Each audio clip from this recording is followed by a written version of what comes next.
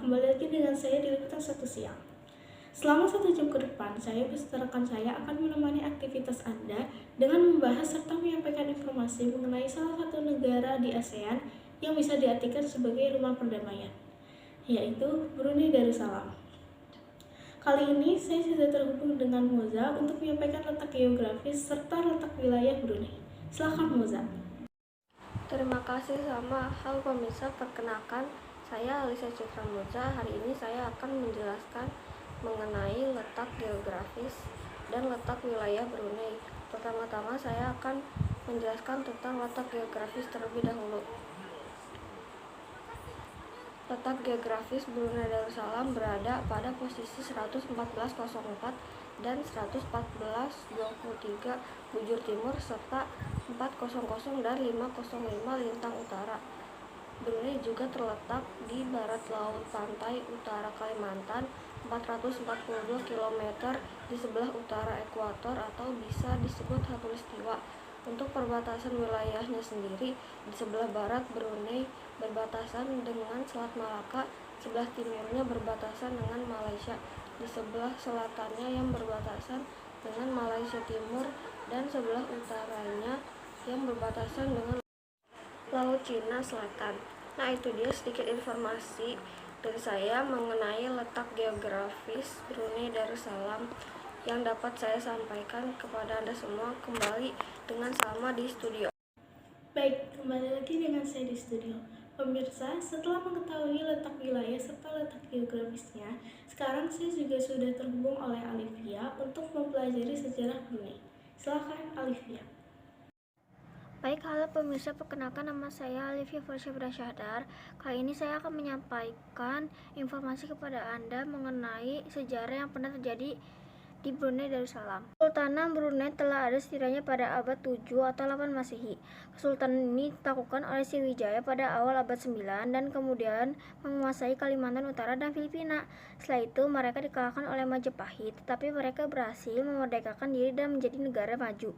Kesultanan Brunei mencapai masa kejayaan dari abad 15 sampai 17, ketika daerah kekuasaannya mencapai seluruh pulau Kalimantan dan kepulauan Filipina. Brunei paling kuat terutama pada pemerintahan Sultan kelima, Bolkiah 1473 sampai 1521, yang terkenal karena perjalanannya di samudera dan menaklukkan Manila.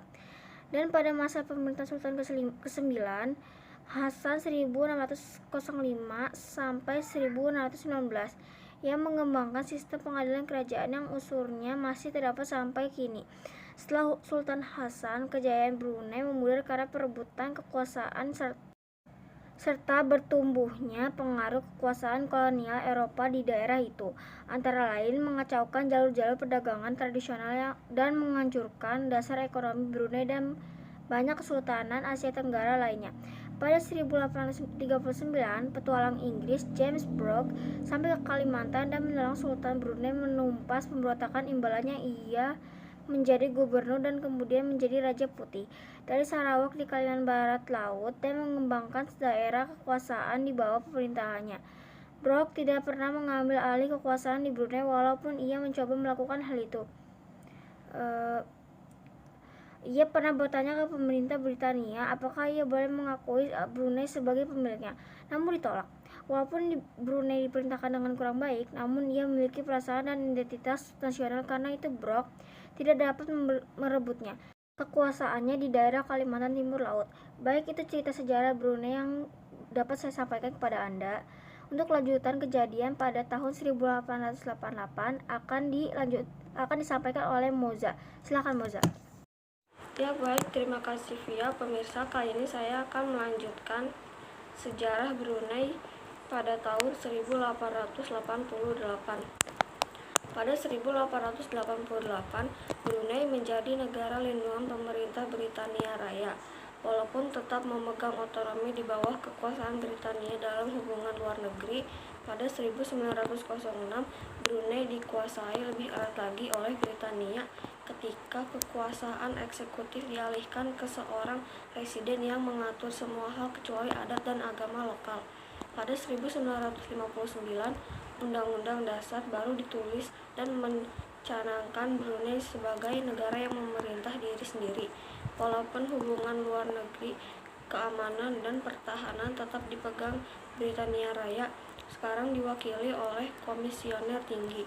Usaha yang terjadi pada 1962 untuk memperkenalkan sebuah badan legislatif yang sebagian anggotanya dipilih dan memiliki kekuasaan terbatas, batal setelah partai politik oposisi Partai Rakyat Brunei meluncurkan pemberontakan bersenjata yang ditaklukkan pemerintah dengan bantuan tentara Britania. Pada akhir 1950-an dan awal 1960-an, pemerintah menolak untuk bergabung dengan Sabah dan Sarawak di negara Malaysia yang baru terbentuk. Sultan Brunei kemudian memutuskan Brunei akan menjadi negara yang terpisah.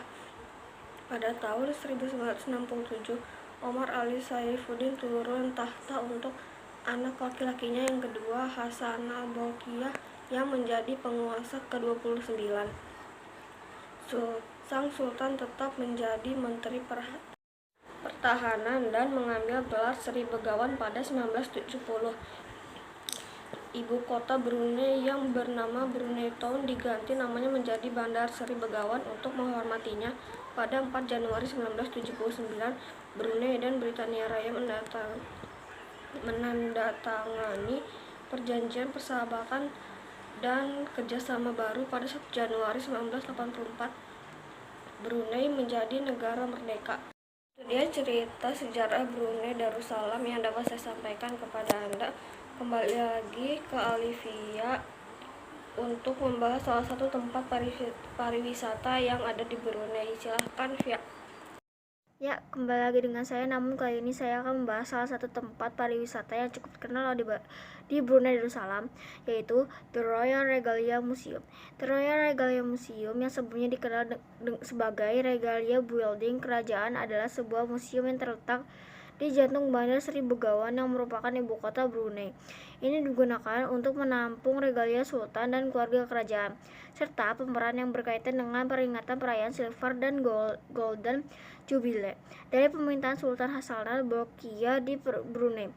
The Royal Regalia Museum dibuka secara resmi pada tanggal 30 September 1992 oleh Sultan itu sendiri.